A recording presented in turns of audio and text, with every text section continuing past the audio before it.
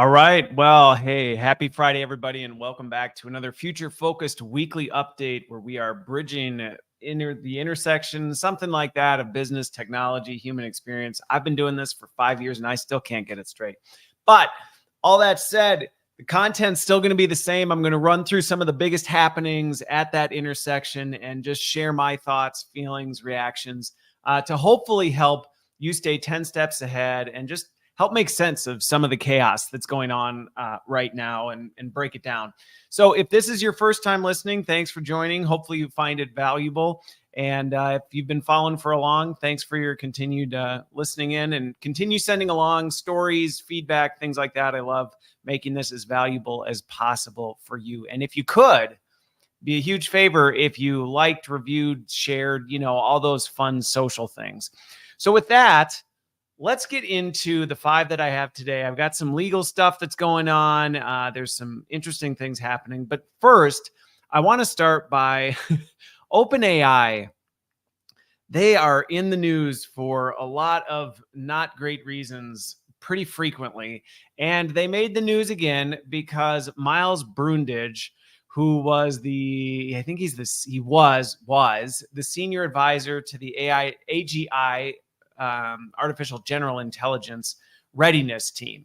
So he was basically, in short, what that very complicated job title was he was in charge of safety and governance over what OpenAI is doing as it relates to some of this very advanced, cutting edge stuff with generative AI.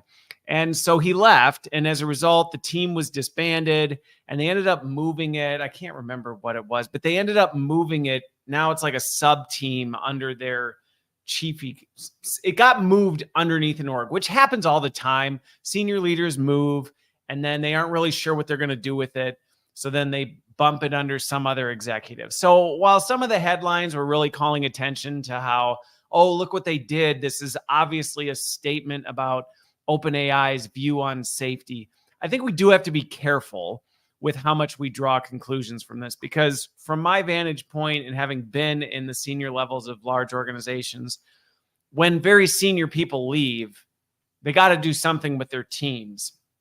And some of it's just purely tactical, because somebody's got to run team meetings and make sure that performance reviews get done. We're coming into the end of the year. Somebody's got to do the performance reviews of their teams. And if it's unexpected, which it seems like it definitely may not have been completely planned, organizations are kind of scrambling to figure out what to do and how to, pivot from things. So I don't necessarily, my reaction to it wasn't necessarily, oh, this is clearly a statement on OpenAI's position on safety and the future of where things are going. But this is now the second safety team that has fallen apart, let's just say, in not that long, with comments about OpenAI's position on safety and how they're prioritizing it, not necessarily always being bright and shiny. Now, granted, usually when people leave an organization, it is very common that, hey, it wasn't exactly everything they wanted, and they may not always have the best things to say, and their opinions may not always be 100% objective. So we do need to be careful how much we read and interpret in, the new or the former leader of that group leaving. At the same time, he wrote a pretty lengthy Substack post about his reasons and what he's doing. And in it, there were 2 things that I think really stood out that we should be paying attention to.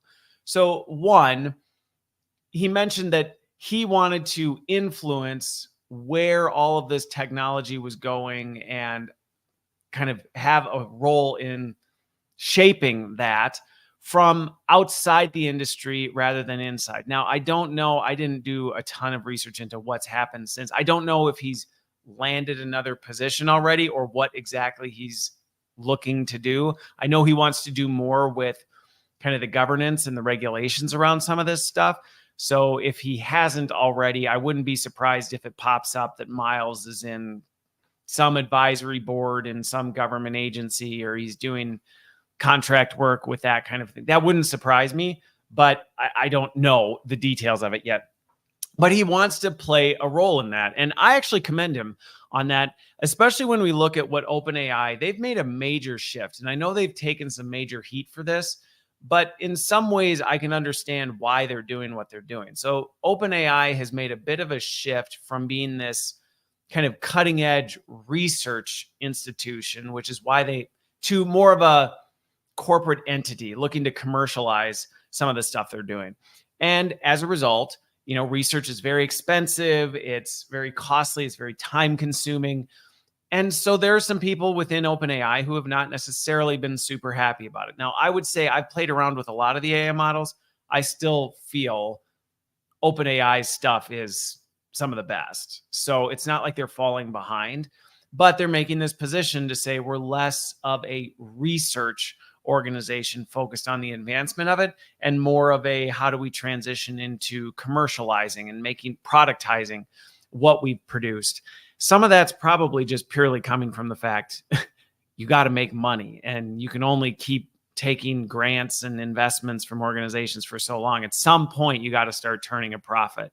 And so it didn't surprise me when OpenAI made that shift. But for folks who want to be in the research space, that's not going to necessarily be well received. They're going to want to go do other things. Now, I get the impression from what I could find on Miles, that's not really what he's looking to do. What he really wanted to go do is have an impact on how this stuff will be managed and governed. And one of the things that I think we need to pay attention to whenever some of these folks step out is one of his comments was OpenAI is not ready for what they're building, and neither is the rest of the world.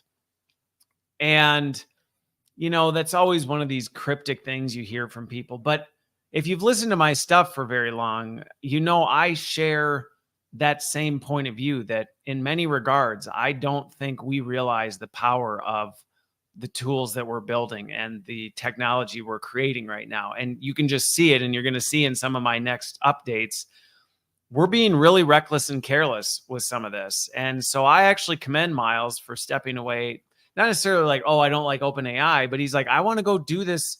I want to go have influence on a scale outside the tech organization. And I think what he's getting at, and I would completely agree with this, is it is very difficult to influence governance and regulation within a company that makes money off the thing it's creating.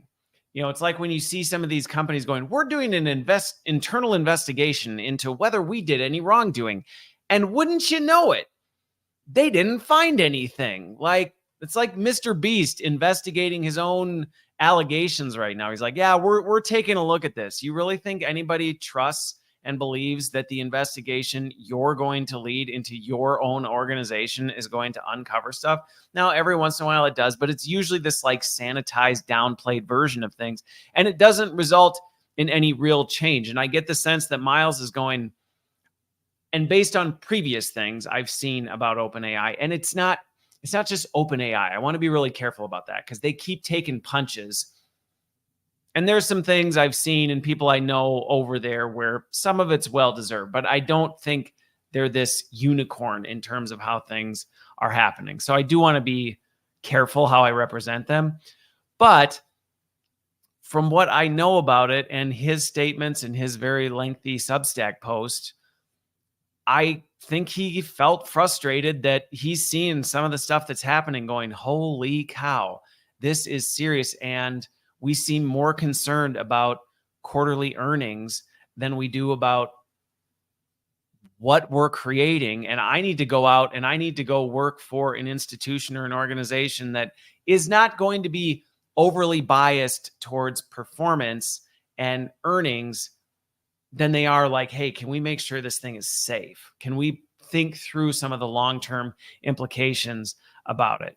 And I think we need more of that. If you've listened to me for very long, I've talked at length about the fact we need people focused on safety and governance and regulation around this. And I know people get up in arms sometimes about, the government I'm not suggesting one institution do this, but we need to do something. And I think Miles stepping away is yet another indicator that there are people on the inside going, we are playing with plutonium here, and we're acting as though it's no big deal and we'll throw this around. So it's going to be interesting to see how OpenAI responds to this, what they do. Like I said, until all the details are out, I tend to be generous with my opinions. And again, I know some of just the corporate stuff going behind this, that some of the sinister stuff that's being thrown, I think is not fair. But it is going to be interesting to see how OpenAI responds and their focus on safety, as they, like every other AI company, is continuing to try and push the boundaries of artificial general intelligence, artificial super intelligence, all these other things. But really what we're just talking about is further advancements in AI and its capability. So more to come on that. But once again, OpenAI is in the news. But I do think that should lead us to go, hey, we maybe should also be thinking seriously and pushing seriously for some of these safety regulatory needs that are being left just basically unchecked. And in that transitions to number 2, because here's what happens when we don't. Okay. Now, this one comes from Meta. There's been this huge push for the states, people kind of coming together, wanting to take legal action against the big social media players. Meta really is, they kind of always are the one everybody goes after. It's super funny sometimes to me how people kind of don't take the other ones quite as serious. I don't know. Maybe people just don't like Zucks. I'm not sure. But Meta is the one in the news right now because they're trying to deflect the responsibility of the catastrophic effect social media has had on young adults, teens, and just society as a whole. And so the states have been trying to pull together a lawsuit against Meta and bring it, there. And it got brought before a judge. And Meta kind of came in and said, well, according to Section 230, we should be shielded from any of the implications of what, we just make the tech. What people do with it, that's not our responsibility. And so it wouldn't be fair for us to be sued and held legally responsible for some of the catastrophic, terrible things that are happening to people that are being directly shown as to result from social media, which that's always kind of bothered me. I'm sorry, but if you're creating a product and putting it out there, I understand there's a line where you can't control everything that can happen, but to just go, we can do whatever, and it's not really our fault, it's up to you. That I've never liked the fact that it has felt like big tech has been able to get away with that for a very long time. And everybody's looking at this going, this is like not going well. And they're going, not our problem yet. Anyway, but so a judge got a hold of this thing, and Meta came in and said, hey, we shouldn't, you shouldn't be able to do anything. Right, wink, wink, nod, nod. And the judge was like, no, I don't agree with that. Section 230 does protect you from certain things. However, it does not give you full immunity from legal action. And one of the things that this judge, what she really pointed to, and I think this is a fair point, is there were a lot of misleading statements that have come out that have highlighted that, hey, you know what? Maybe social media companies, maybe the big tech companies did know more about the consequences of this and maybe didn't do anything about it, or maybe even went so far as to kind of mislead people, distract and redirect people from what actually is going on. So it was a judge, it was a U.S. district judge, I can't remember, in California, where this is. Now, it's not just Meta. The other big tech companies are also lobbying for this and all this stuff. So ByteDance with TikTok is in there, Google's Alphabet for YouTube, Snapchat. They're all kind of in here going, hey, whoa, because this will set a precedent. I mean, if federal judges start upholding that, no, you don't just get full immunity from the consequences of your products, we're going to start to see this go. And honestly, I've talked about this before, but I think what's happening with social media, and maybe in some degrees tech in general, is going to start to feel a little more like what we saw with big tobacco. I mean, there was a time when I worked for big tobacco, if you look at my resume, for a period of time, and it was after the regulations had hit. But I talked to people who'd been there for a long time, and they openly talked about the fact that they really thought they were untouchable for a period of time. Like, tobacco companies knew what they were doing was killing people by the thousands. And they just kind of went, yeah, but we don't make people smoke, so it's not our fault. And they really thought they were untouchable until they weren't. And I think that's what we're starting to see. I don't think we're there yet, but this move with Meta, I think, is a positive one, because they have really been able to get off with this whole Section 230 thing, dismissing them from any accountability for their products. Now, of course, Meta's pushing back, going, what? But look, we implemented teen accounts for Instagram, and look at some of these other cool things we did. We never said it was safe. We never said anything like that. It's like, come on. And I actually, the thing about this, and I get you got the media and legal and all this other stuff, so you got to be careful, but it's not a good look when all the data is clear that social media has had a real negative effect on people. When you have parents who literally are like, I've lost my kids, like they've taken their lives or things like that. And the response from big tech is not empathy, is not anything. It's almost just this cold, you know what, that's not true. We are not responsible for what our products do. You are responsible for the choices you make and everything. I just don't like when there's just such this cold, isolated response. And I'm next 2 weeks from now, I'm doing a leadership webinar on leading authentically. And that actually is one of the areas that I'm leaning into in that topic, is to talk about the fact that when things are uncertain, there is this position when you're in leadership to feel like you have to completely disconnect yourself and just completely keep everything at arm's length and not be empathetic and kind of give the company line. And that's really what the big companies are doing right now. They're going, look at all the good things we're doing. Look at how we've implemented this other stuff. It's not really our problem. These are all false allegations. And it makes them just look foolish. Like, are you kidding? Do you not see this? And then the problem is, and this is where I think they might find themselves in big trouble, is all it takes is one whistleblower to leak email logs. I mean, this is what happened with tobacco. So if you're a younger person and you weren't here when all this went down, but like, this is what happened. All of a sudden, all the emails from like the executives started getting leaked, or the executives are like laughing about, the statistics and showing no regard for human life whatsoever. And that they know, safety experts are warning executives and they're just dismissing all these claims.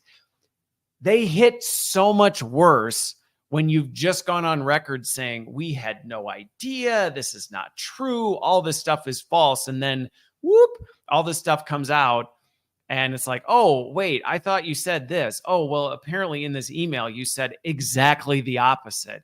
And it ends up hurting them a lot worse, which this is just wisdom in general. When you're lying, when you're deceitful, when you do all this crap, it's going to come back to haunt you. So it's going to be interesting to see what happens. Now, the lawsuits haven't gone forward yet, but this was kind of they're pushing for lawsuits, and they took it to a judge to see where it would go, and thinking they could use Section 230 and just get the whole thing dismissed and move on and go back to doing whatever they want with little to no ramifications. And the judge was like, nope, not going to happen. You're going to have to see your day in court.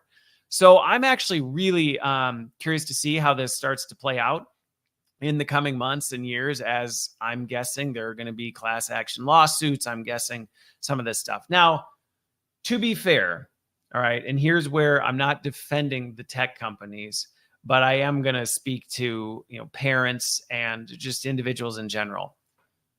I don't appreciate, while I don't like necessarily what the tech companies have done, how they've kind of shrouded, we're not responsible, how I do believe even when they saw things going in a wrong direction, do I think initially they planned it to go the way it did? No, I really don't. I don't think they did. Although if you look back at the history of Facebook and why it was built and how it was built, you have to go, come on, if that's what it was built on, did you really think there weren't going to be consequences coming from this thing?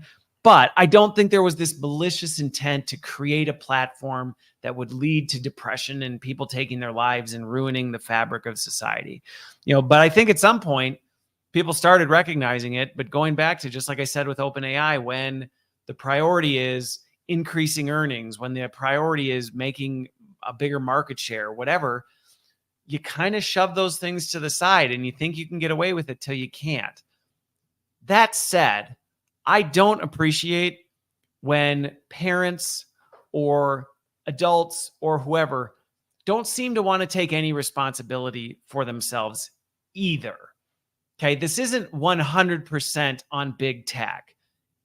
You know, as a dad of 8, yes, my kids are my kids, and there are decisions they're going to make, and there are going to be outcomes that may be outside of my control. But I also can't just go, well, you know, I can't do anything about it, and then give them free rein to do whatever they want. And then when they do stuff that gets them in big trouble, go, hey, what am I supposed to do about it? It's not my fault. Like they're their own people. Come on. If you're a parent and you're not involved and you're not overseeing and having a say, and you're going, well, they just want to. They're throwing a tantrum if I won't give them a mobile phone with unlimited access to social media. You're the parent. So while yes, I think there should be accountability and responsibility, and I'm really curious to see what comes out of these lawsuits, because once they start summoning things and things are brought into account, you know, we'll get a better picture of, I mean, how much did they really know? How much was this intentional? And how much was it truly just a mistake? But regardless of all that, even if it was malicious, you can't completely relegate responsibility over to the tech companies. And so that's not only talking about past behavior, but that's me speaking to any individual or any parent today. I mean, if you're hooked on social media, yes, there are things social media is doing to make it more addictive, that is intentionally trying to do, but you're not this completely, you know, zombie being that has no control over yourself whatsoever. And so there is a level of responsibility that people need to take for themselves and their children. So that's my only pushback, because I do see a lot of that not happening. And it's easy. And I'm not pointing the finger at anybody. I know myself, when things go sideways, that initial tendency is to want to like blame shift. Like, well, oh, that went really bad. Who else can I blame other than looking in the mirror? And I think they can both be true. And so if you're hearing me thinking, oh, so you're saying it's not the tech company's fault, you're blaming. No, that's not what I'm saying.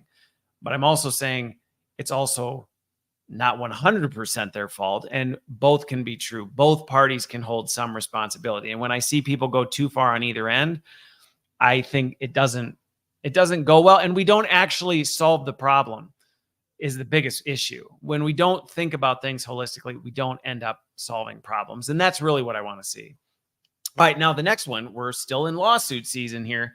This one's tragic. And this one has to do with AI, not, I mean, social media is also AI related, but this one specifically with AI. And if you listened last week, I talked about the tragic story of the dad whose murdered daughter was discovered on Character.AI as an avatar, which he was not happy about, rightfully so. Well, Google and Character.AI are getting sued now in an official wrongful death suit. And so this is, I'll have to be careful how I talk about it, or I'm going to get crunched by the algorithm. But basically, a 14-year-old, Selwell something, anyway, 14-year-old kid took his own life back in February of this year. And it happened just seconds after his last interaction with the bus. So they could tell when the timing of all this stuff went down. Now, again, tragic story. Can we 100% say the AI is 100% responsible for this? I don't think that's fair. First of all, one, because it's impossible to know what really happened. But based on the details of the case and this child and his involvement with this Character AI and some of the loose reins around this stuff, I am 100% in support of this wrongful death suit moving forward. This is a tragic story. And it's one of the things I have been warning since this stuff started popping up is, gosh, people, do not. I know on the surface, it's like, oh, it's so entertaining. Won't it be fun? I can talk to my favorite movie characters and ha ha ha ha. It's not okay. And it is going to go sideways. And please, parents, do not let your kids mess around with this stuff. I know not every kid that goes and interacts with character AI is going to go down this path. I know that. But the fact that any of them might be heavily influenced to follow the same path by it should in and of itself say, you know what? I don't necessarily know how I feel about, AI replication of people or characters or whatever, and people making friends with AI bots. You may have mixed feelings on that whole space in general, but for kids, please, can we just universally agree? It is not okay for kids. Like, they don't have they are not cognitively developed enough. They don't have the emotional maturity. They are very vulnerable, and we forget that. And so to give them access to these AI bots that can do who knows what and talk to them and influence them and say things to your kids that might not only not be appropriate, but it might tell them to do stuff, and they're going to listen because it's coming from their favorite cartoon character or whatever. It's not okay. And this is a really, really tragic story that shouldn't have happened. It shouldn't have happened. And I hope that this family gets justice for it. Now, I hope this family, if they have other kids, takes it seriously and goes, you know what? We are not going to let our kids mess around with this. And again, I don't know the situation, and that's why I don't want to place any judgment. So first of all, one, don't hear what I'm saying and think this is in any way victim shaming. It's not, because one, I don't know the situation, and I know how quickly this stuff can get out of hand. The whole thing's just tragic, period. But I hope parents hear this story and go, you know what? Maybe I should go check what my kids are doing. And maybe I should pay a little closer attention to what kind of apps they have and what kind of websites they're using, and maybe dig into it. And maybe this thing that they insist is just harmless fun. Maybe I need to be the not popular mom or dad and say, you know what? I know you're having fun with this, but we're not going to do this. You're not going to be allowed to do this. It's not okay. And I don't want you developing friendships or emotional bonds with fake AI characters that just aren't governed. And you know what? You want to throw me under the bus?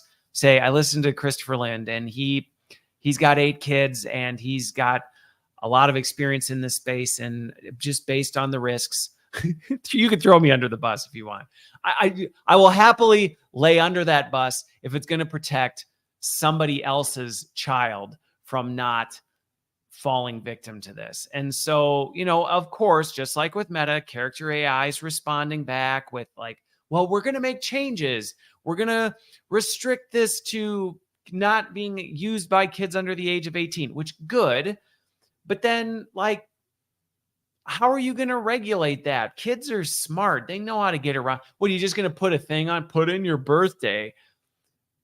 You think kids can't do basic math and do it? Like, I would be very curious. How are you actually going to mitigate the risk of children under 18 using this? How are you going to prevent parents from signing up and then just giving their devices to their kids, or kids logging in with their parents' credentials? And I mean, there's more to it than this. Now, granted, they also are working to do more detection in the responses and things like that, changing, looking for things that violate the terms and community guidelines. Because the reality is, especially kids, but grownups are no better, people are looking for ways to exploit these things. They're looking for ways to jailbreak the character. When the character responds, well, I don't think that's something we should be talking about, people's natural tendency is to go, well, let me see if I can figure out how to get you to do it. It's built into our human nature. And if you know me or have listened to me for very long, you know that my position on that is it's coming from our sin nature. You tell me not to do something, it just makes me want to do it more. You tell me these are the rules, I'm going to try and figure out how can I break the rules, or how can I get as close to the rules as possible without officially breaking and bend them to the very point in which they snap. It's just, we have to fight against that. And kids are not in a position to do that well. So I appreciate the Character.AI is responding. My question is, why weren't you doing some of this stuff before? I mean, this isn't the first. It took being sued because a 14-year-old took their own life for you to go, maybe I should, do this. But like some of the other stuff, they're like, oh, we're going to put a disclaimer on it to remind them that it's AI, not a real person. That's not going to help.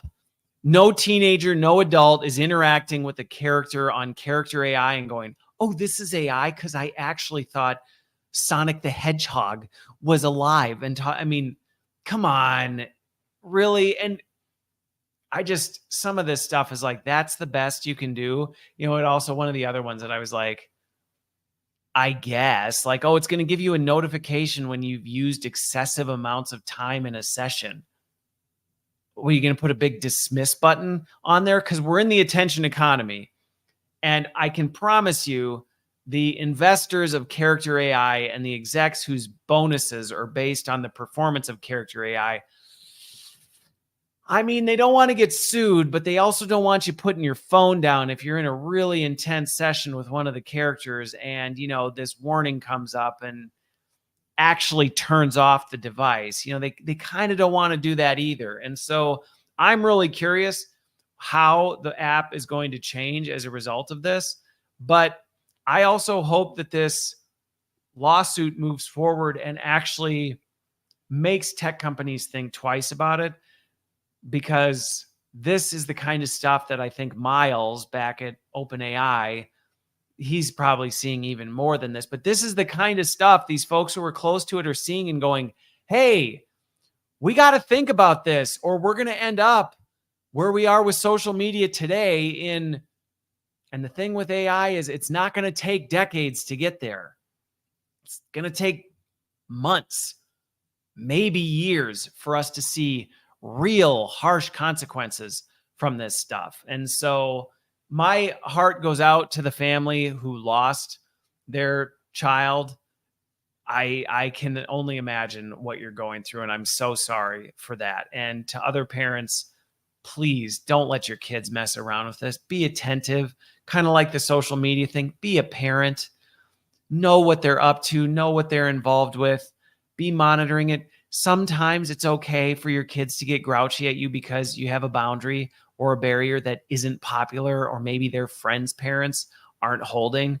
But for the sake of the protection of your children, it's worth it, because you don't want to be the parent on the other side of this. And it's not worth it. Okay. Number 4. This one I came across last night. I thought it was interesting. So the CEO of Chanel, the fashion brand, the big, I don't even know. I'm not a fashionista.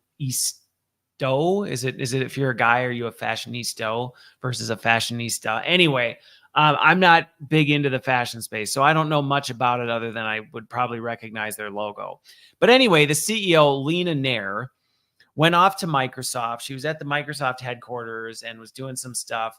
And it made the news because she asked ChatGPT to create a picture of her senior leadership team. You could probably guess, I'll give you 5 seconds to think about where you think this is going. So blind prompt, one-shot prompt for Gen AI, ChatGPT, to create an image of Chanel's senior leadership team.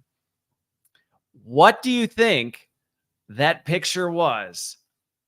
If I had the Jeopardy music and wasn't going to get copyright striked, I would play it right now. But I think everybody would be able to tap the buzzer on this one.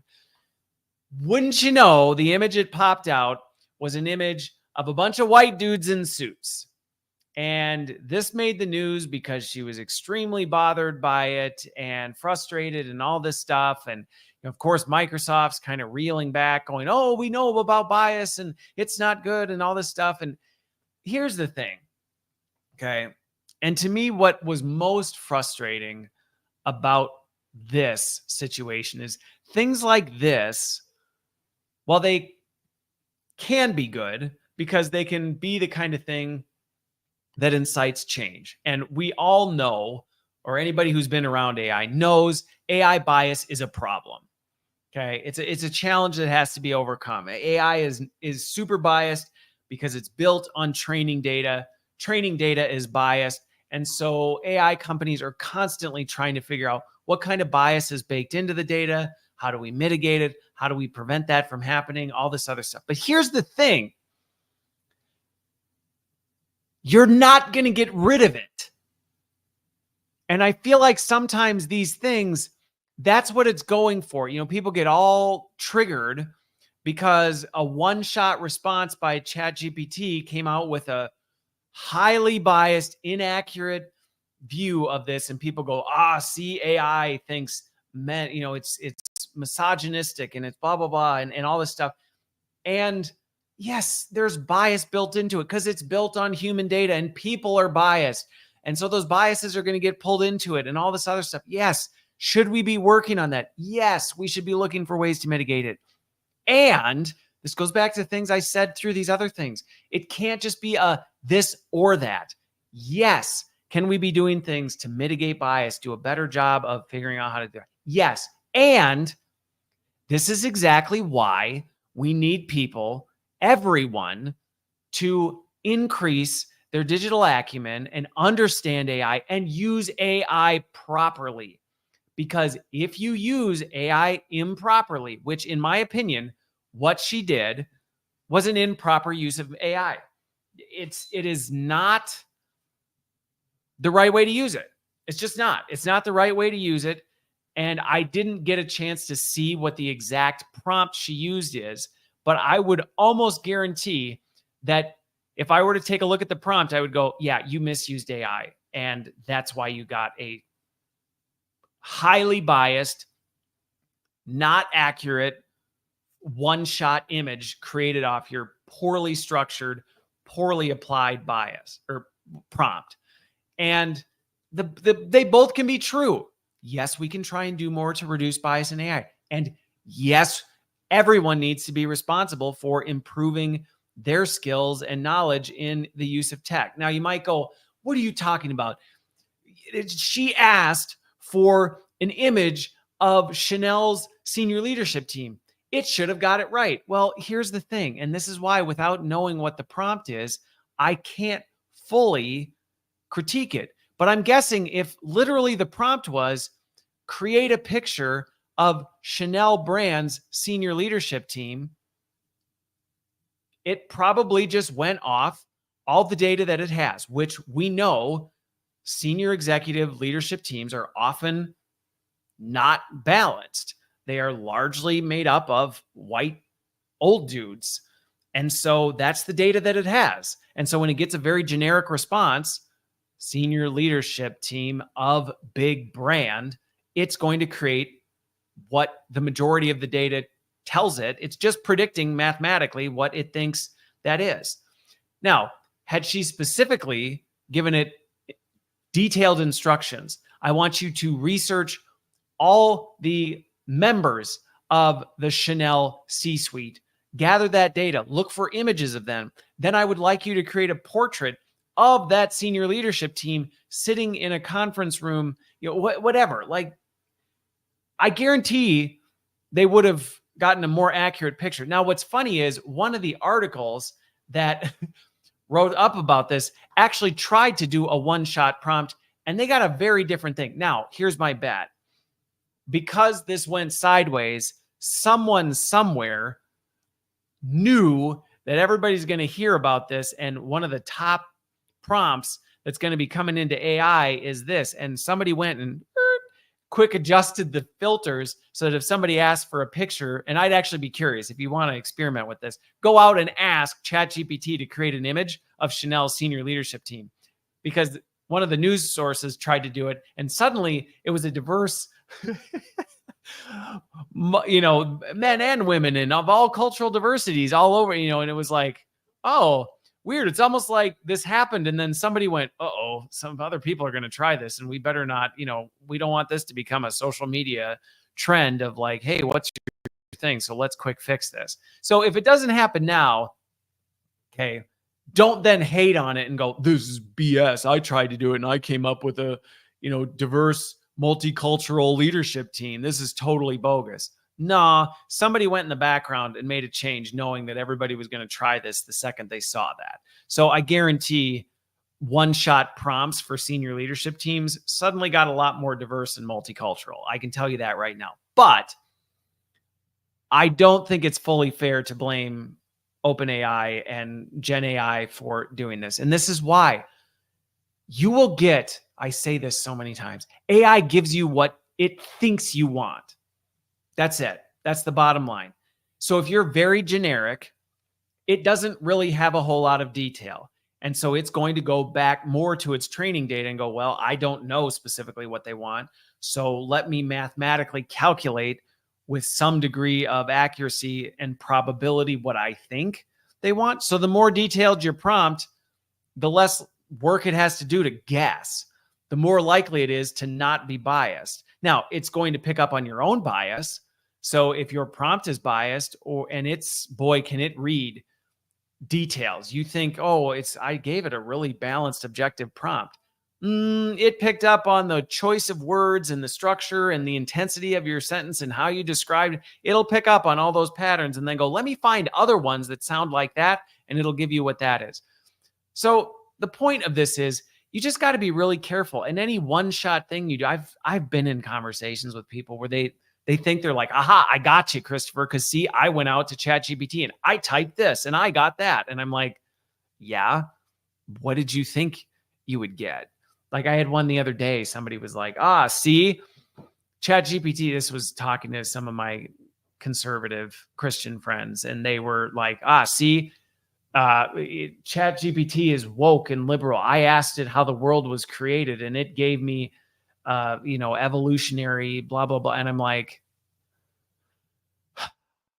well, first of all, let's not even get into positions about the Bible not being a science textbook. But that aside, like, how about let's just talk about the fact that what do you think the majority of days? And you were so vague in your thing. So you just got to be really careful with this. This is why I tell people, don't just copy and paste what comes back from Gen AI, because the reality is it's going to be biased. It's going to make mistakes. It's not going to get things right. And ultimately, it's just giving you what you think you want. So be careful and learn from it. And don't get too up in arms when it doesn't give you what you want, when maybe you should have asked it differently. And can we do more to reduce bias in this?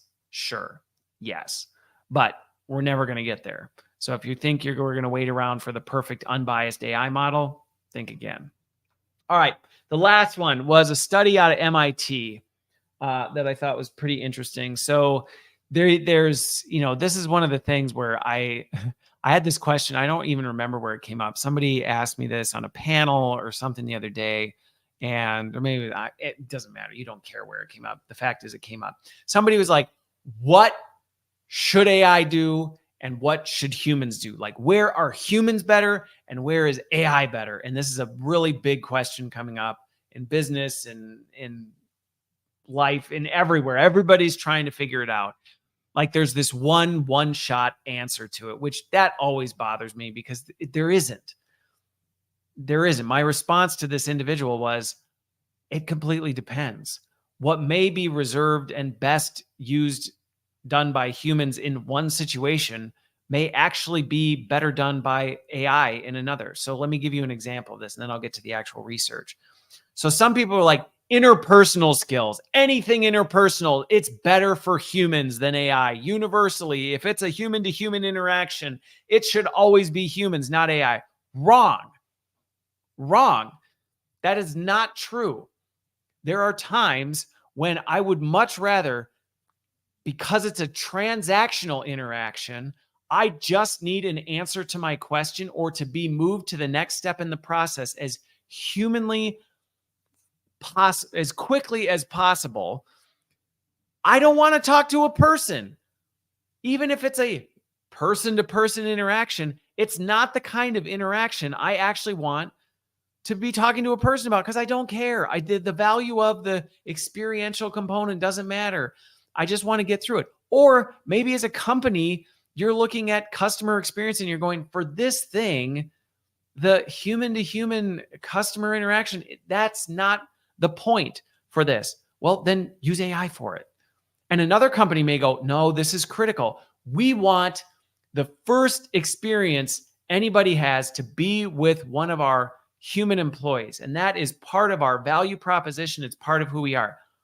Okay, great. Then don't automate that. But don't be mad that another company does and it's working for them. And so this whole idea that there is universal metrics for when AI works and when it doesn't is just silly. Now, the research, okay? Now, what this wanted to do was look into this same thing. Where are humans better? Where is AI better? And where is human plus AI better? Now, I am going to have to start retracting. Well, actually, no, I'm not. I'm not going to retract this because one of the things I say all the time is humans plus AI is always better. Now, this research is going to make it seem like, aha, Christopher, you got to eat your words because the research shows humans plus AI is not always better. My response to that, and this isn't me just playing a politician, is if you're narrowly, myopically looking at a single task, okay, I am not saying it is always better if you have a human and an AI doing it, okay? If you're being super surgical and myopic, like scanning 300 pages and writing up a one-page summary of something, can a human plus an AI in doing that, is that better than just AI doing it? No, because the human having to scan 100 pages and trying to look through the thing, like, well, no. Now, if you're going to do something with that, should a human be involved so that it makes sure that, like, is this accurate? Is it like, well, yeah. So it still is true that humans plus AI produce better outcomes. But where I think you got to be careful with this is you can get really myopic and go, see, Christopher, you're wrong because AI is better at this thing. Well, duh. There's things AI is better at than people. I'm not saying AI always needs a person to hold its hand in everything it does. That would be literally impossible. So I'm clarifying. All right. I'm clarifying my statement lest somebody send me an email and say, you were wrong, Christopher. You got to eat your words. But what it came back with is it looked at this stuff and it found some actually were kind of surprising. On average, okay, AI and humans perform significantly worse than the best of humans. Wait, is that right? We found on average, and I'm looking at my notes here. AI combinations perform significantly worse than the best of humans or AI alone.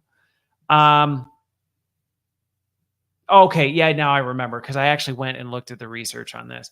So essentially what it says is when you try, and actually this makes sense to the analogy that I just gave. When you try and jam AI and humans together on a specific thing, it doesn't work as well than if you just let the human do its thing or you just let the AI do its thing. If you try and like force them to work together, it actually performs worse. That's what it was. Because I actually went through and I was like, wait, this doesn't make sense. And then I actually looked at how they researched and how they dug into it.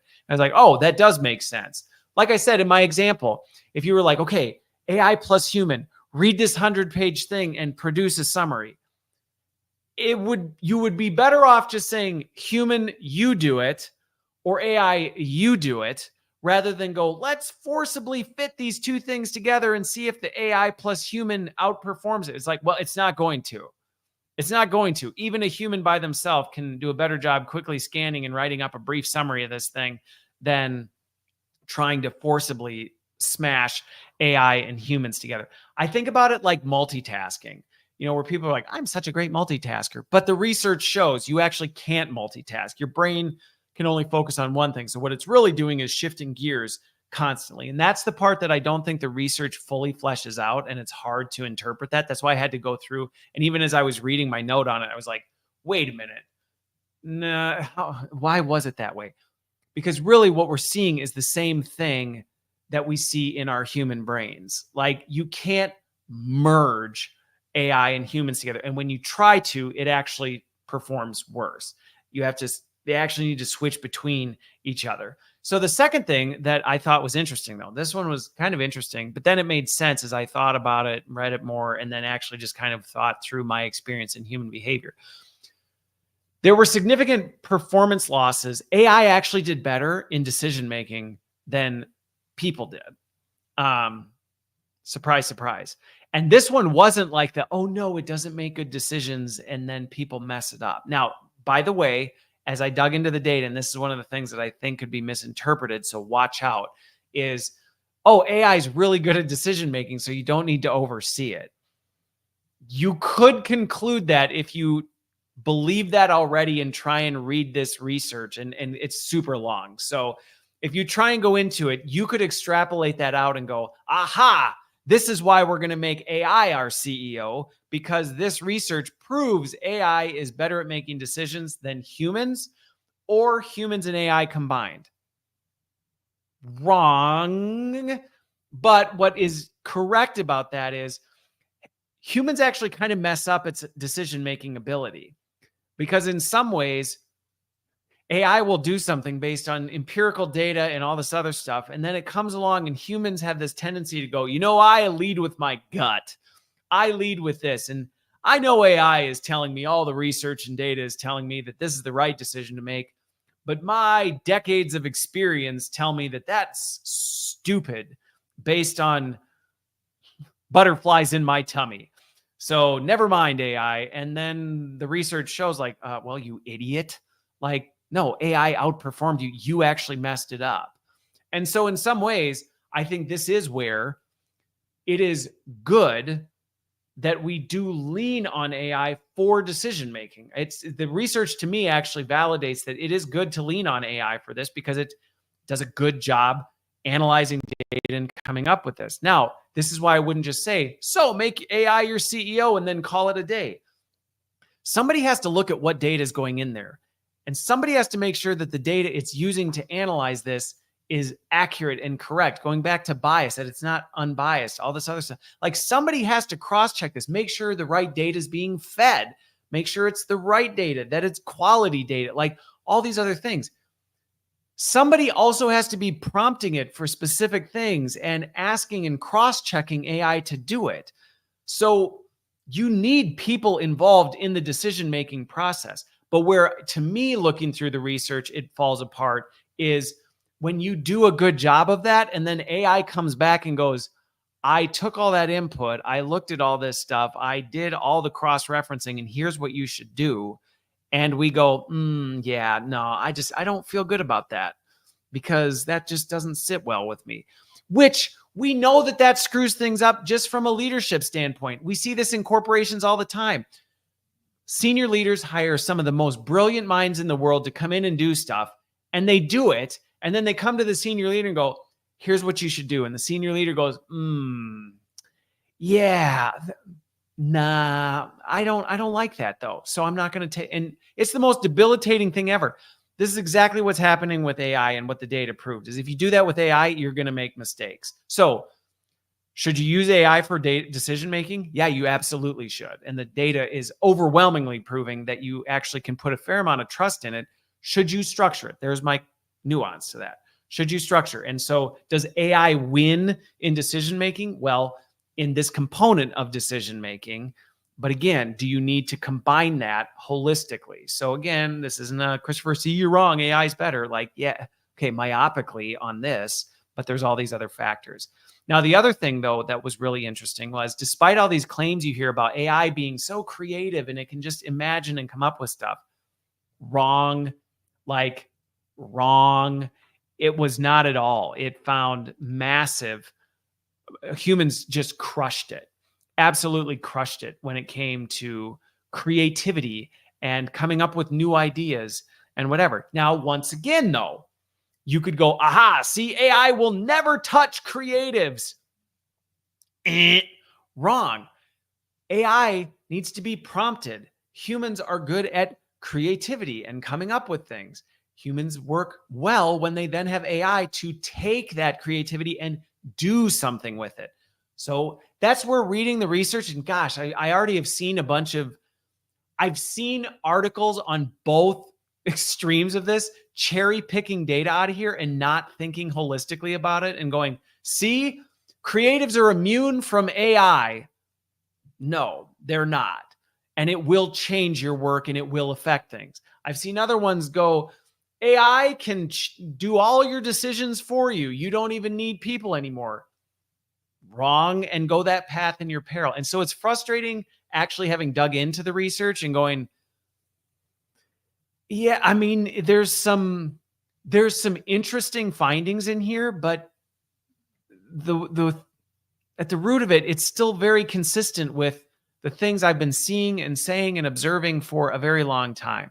Now, one of the final things that it came out with that I thought was really, really interesting was when humans outperformed AI alone. So like in this, and this was really interesting. So when creativity, okay, so when humans outperformed it, and then you added AI to it, you actually got a superior product, which makes sense because you're actually accelerating, you're amplifying what it is. Where AI did a really good job decision making, when you tried to jam humans into the mix, it actually got worse. Which, again, could you interpret this the wrong way and go, oh, so just let AI do its thing and keep humans out of it? Honestly, as I looked at the different things and the way they structured things, I'm like, that's not what it's saying.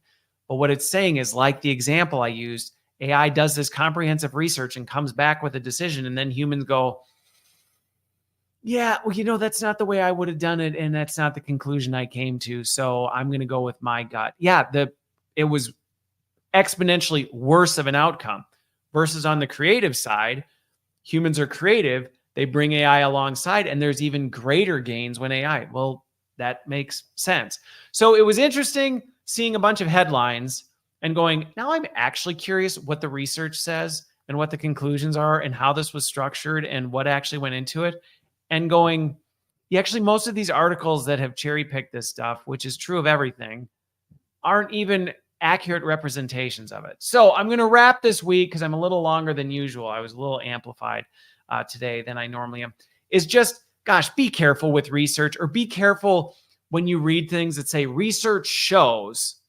Like, take the time, go over to nature.com and actually download the research by this MIT. Like, go look at it. I mean, it'll put you to sleep probably. It's long as all get out. But take the time to do it and actually look at what does it say. Because honestly, sometimes you don't even need to read the whole research thing. You go to the actual study, go look at the biases on the bottom, and look at the findings, summary of the findings on the top. And normally, if you do those and you take time to think critically and factor in how do they do this, and then actually start looking into, okay, how did they structure the test? How many people were involved in it? It starts to come together in a way that would not if you just glanced at the headline. But I know that's something I am continually telling people, please don't respond and react to just what you see in the headlines. So anyway, that's what I got this week. I know it's a little longer than usual. So with that, I hope you have a great rest of your Friday. And yeah, we'll see you on the other side.